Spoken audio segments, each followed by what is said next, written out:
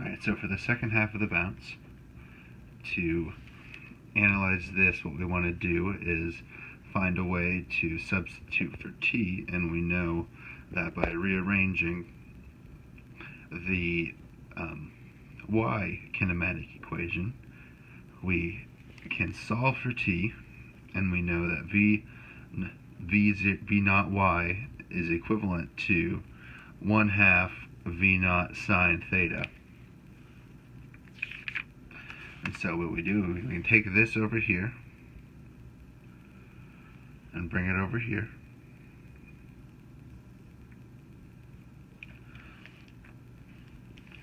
Well, first we reduce, and that's how we get rid of the 2 here, is v naught sine 1/2 and 1/2, wait.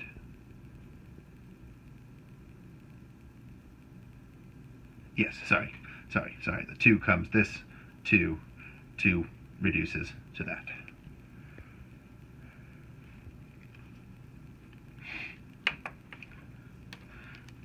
Forgive the algebra there. But we shove that back in, and so we take that there, and then we bring it over to here.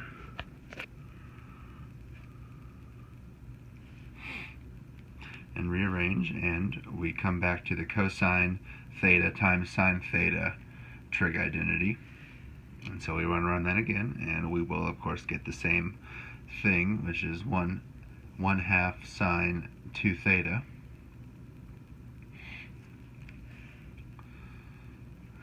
And so we bring that down here, and we multiply this out.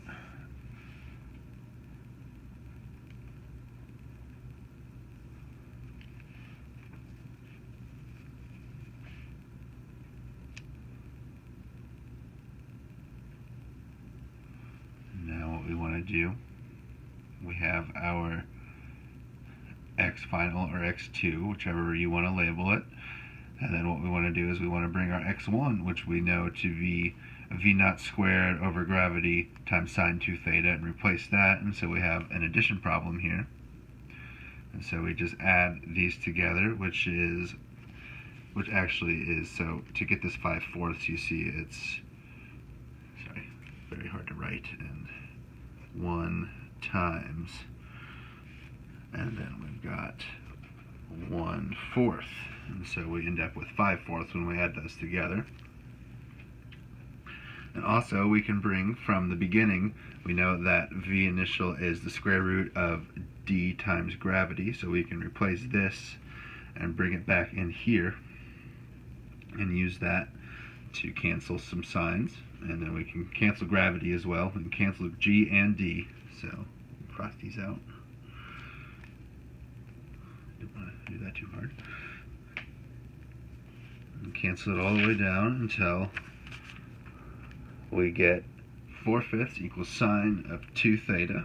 And then we can reduce that even more by multiplying by the inverse sine, both sides, to eliminate the sign on this side, because an inverse trigonometric function by its regular cancels it out, and so we just need to plug this 1/2 times the inverse sine of 4/5, and that comes out to 26.6 degrees. So we know that that's our theta. And now for the second part, where we want to check if it is better or not, what we want to do is we want to compare the ratio here. So so we know that the whole d is square root of 2/2 times v naught times t. We can rearrange that for the t of that to be this, and the reason why we want that is we have over t1 plus t2, and we want to compare the ratio of that and see if it's above 1, then these guys are faster, and if it's below 1, then this would be better. So we rearrange that there and get TA equals square root of 2 times d distance over v naught, And then for T1 and T2, we get these here. We get 2 times V naught sine theta over G, and we get V naught sine theta over G, and add those together for 3 times V naught sine theta over G. And what we want to do is we want to divide these, which can become a division of opposites, or I think it's reciprocals. I can't remember the nomenclature specifically, but you flip the signs and multiply, and that makes it a little simpler there. And we get this next. What we want to do is we want to we need to remember that V naught equals square root of dg, so we can substitute square root of d times g for this V naught here and get square root of d times g squared. The squares cancel, and we can cancel signs, much of these signs here. So we've got the square root of 2 over 3 times sine theta, and we know that theta of x1 and x2 is 26.6 from the first part. And when you plug that into your calculator and divide it out, you get 1.05. So that means that this value here is pretty much 5% higher than,